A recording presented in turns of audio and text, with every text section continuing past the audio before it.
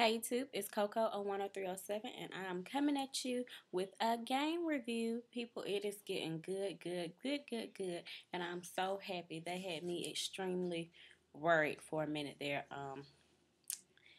This week we saw Malik in rehab. It came out he was in rehab and he was being typical Malik, just kind of out there, me, just it was really inappropriate for the rehab scene, but I guess that kind of stuff might happen. I don't know. He ended up leaving the rehab. The he didn't get kicked out, but they kind of went to him. The doctor went to him and told him, if you're not gonna work on yourself, I don't want you disrupting my other patient's recovery. So he left. Cut scene to he went to the club having a good time, and Derwin and Jason, they were both there, and he kind of had a scuffle with Derwin, like, where were you? Where were you? Darren just told him, I have to kind of look out for myself. And I mean, some people might think that he should have been there for Malik as his friend, but on the other hand, he has to think about himself. He not really, well, yeah, he has to think about himself. He has to think about he has a family, a wife, a child. Yeah, he can't really put himself in harm's way like that. Especially if he would have went out on a limb for Malik, stood by his side, and then a few days later Malik leaves rehab and is out drinking and doing drugs. Oh yeah, we did find out Malik does have a problem, which all of us knew because he kept talking about where are my pills, where are my pills.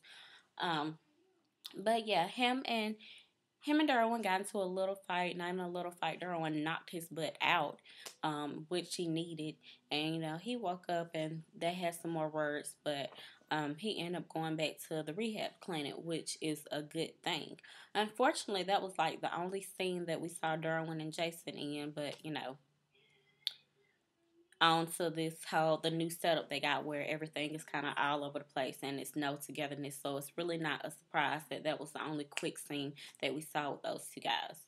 Okay, Tasha and Dante, their relationship has kind of been on the rocks, I'll say, since last week's episode, because she's just being Tasha being too loud and spending all this money, and he didn't like that.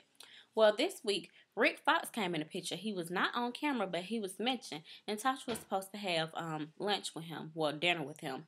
Guess what? She sneaks off and does not tell Dante that she's having dinner with Rick Fox. And she's being sneaky, and of course, what's done in the dark will come to light. Left her phone at home, and Dante saw the message, and he meets her at the restaurant. And even though I don't care for Terrence J, his kind of appearance and him being on the show is weird to me, he really did his thing as far as acting goes. And he told her, I put up with your crap, and, you don't have any trust and faith in me and in this relationship, and I'm out, basically. So he left her.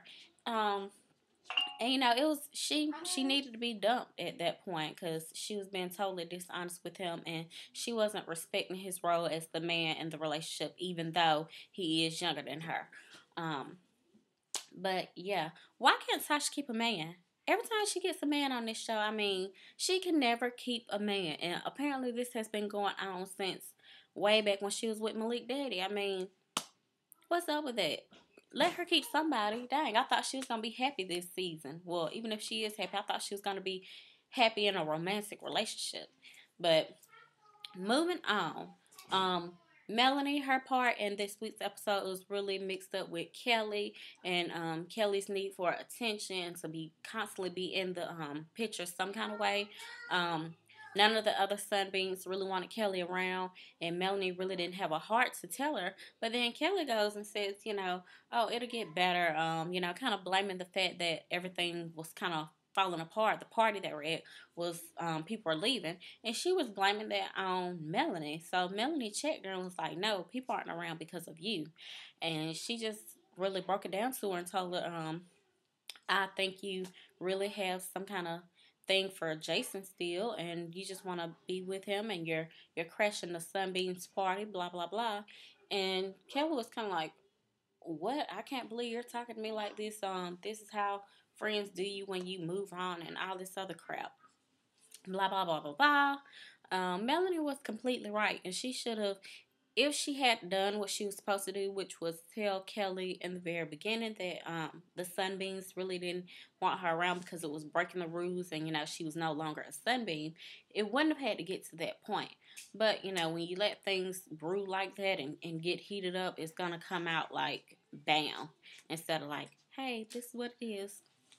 But overall, it was a good episode. I still feel like we really need more than 30 minutes. Things are getting 110% better, and I cannot wait for next week's episode and see how everything unfolds. I got you. All right, you guys. I can't talk. Talk to you guys later. Bye.